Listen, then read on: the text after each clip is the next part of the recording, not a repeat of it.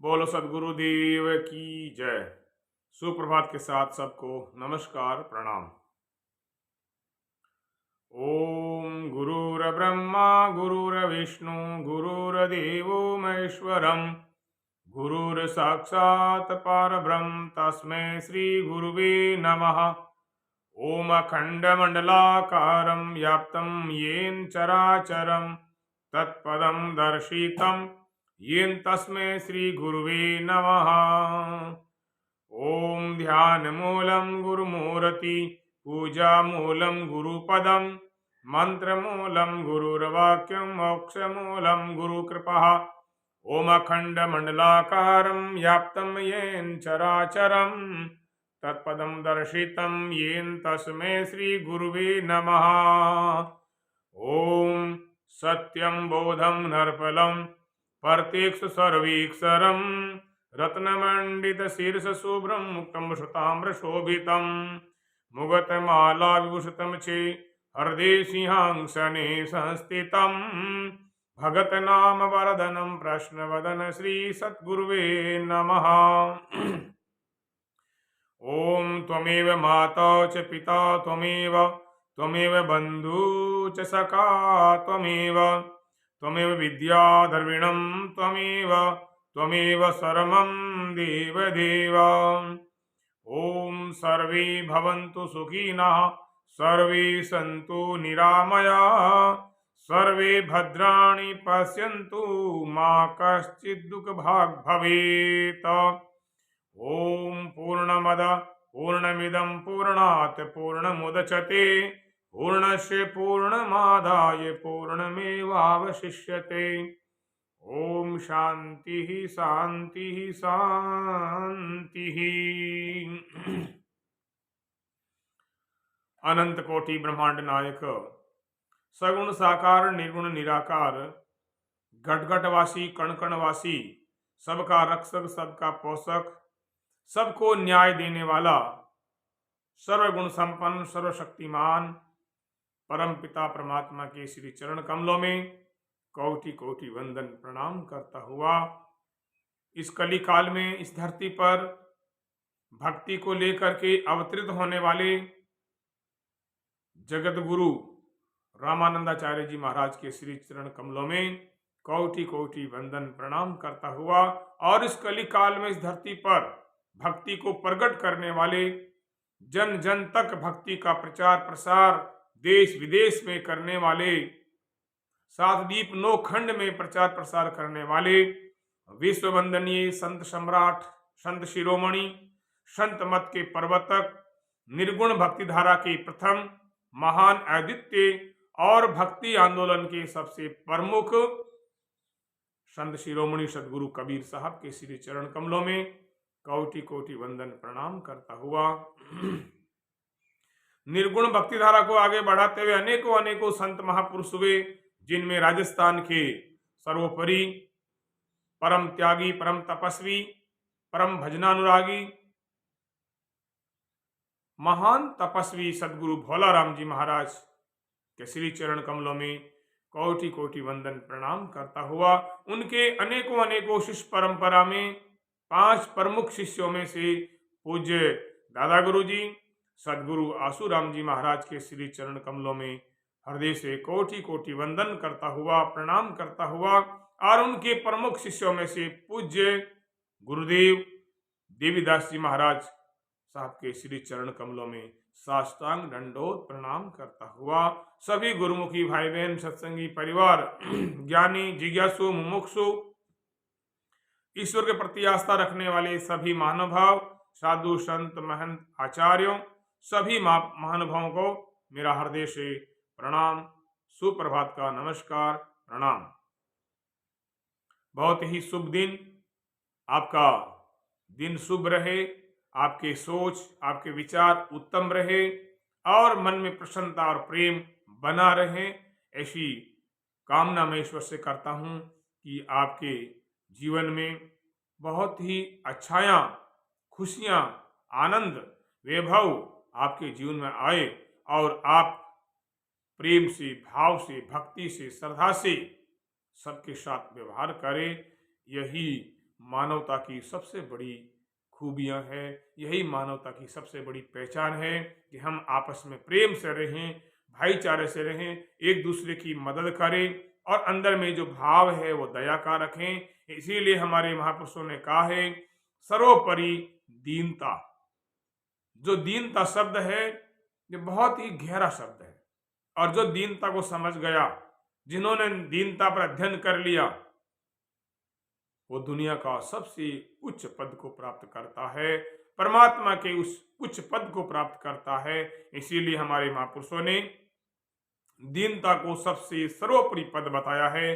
संसार में प्राय ये बात प्रचलित है कि यदि कोई मनुष्य किसी के साथ भलाई करता है तो दूसरा मनुष्य भी उसके बदले में भलाई का ही व्यवहार करता है। ये परंपरा बनी हुई है, कर भला तो हो भला, जैसी करनी वैसी भरनी। अच्छा करेंगे तो अच्छा मिलेगा। जब अपन बाजरा बीजेंगे खेत में तो बाजरा ही काटेंगे, जब मूंग बीजेंगे तो मूंग ही काटेंगे।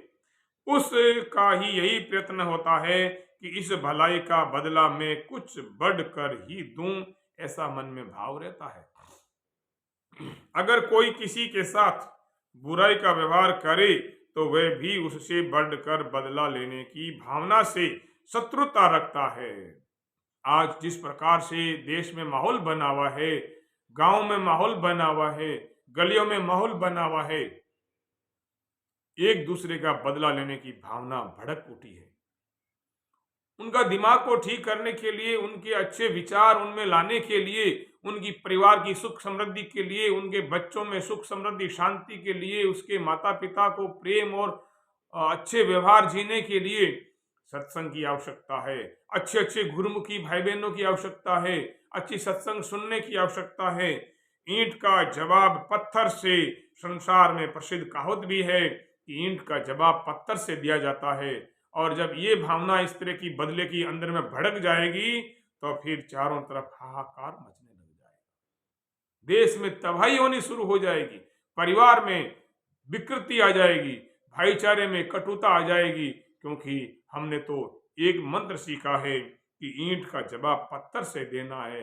हम ऐसा काम करें ही नहीं कि किसी को ईंट का पत्थर का जवाब देना पड़े।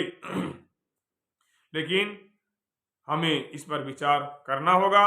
मगर बुरे आदमी के साथ भलाई का व्यवहार करना, उसके दुर्व्यवहार को भूलकर उसके साथ सज्जनता का आचरण करना, ये सज्जनों, महात्माओं और साधुओं का ही काम होता है।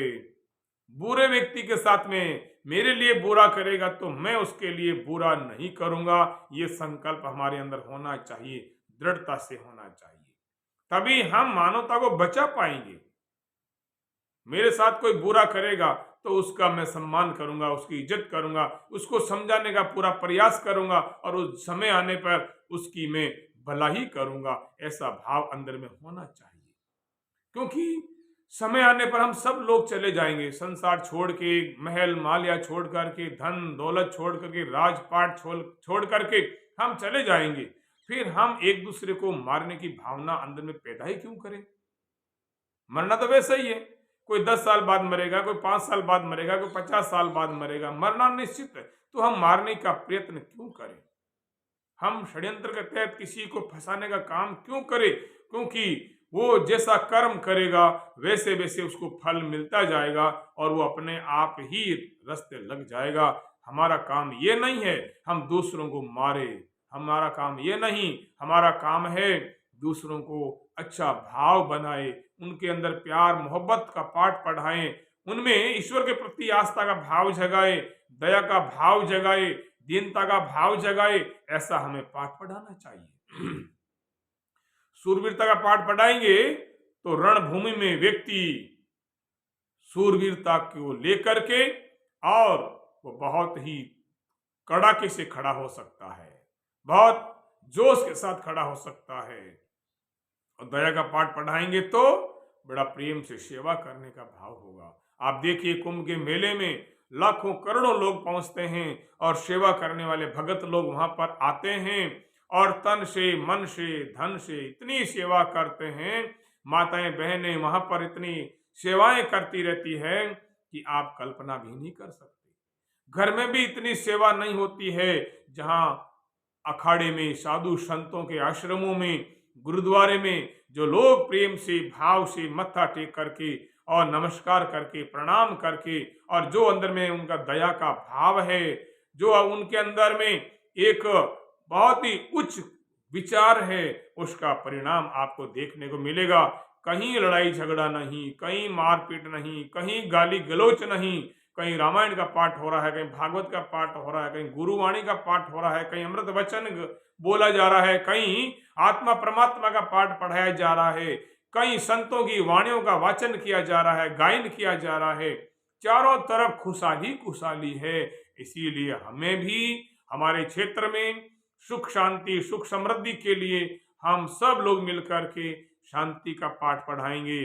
सब मिलकर के एक दूसरे में दया का भाव लाने के लिए अच्छी सत्संग करेंगे, क्योंकि आपके भी परिवार है, आपके भी बाल बच्चे हैं, आपके माता पिता भी है, सबके हैं।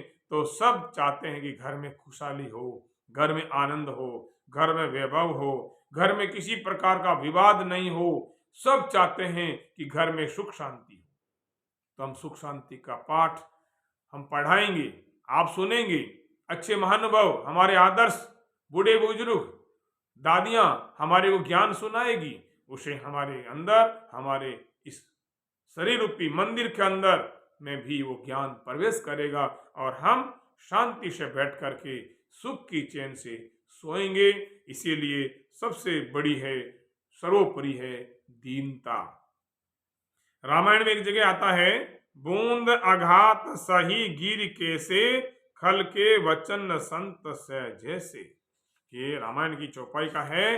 किसी के कठोर वचन, अप्रिय आचरण को वही सहन कर सकता है जिसके दिल में तनिक भी राग द्वेष न हो। जिसके अंदर राग और द्वेषता है वो किसी का वचन सहन नहीं कर सकता।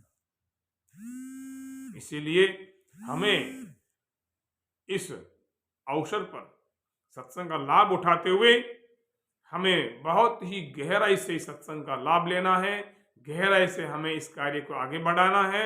आज इतना ही।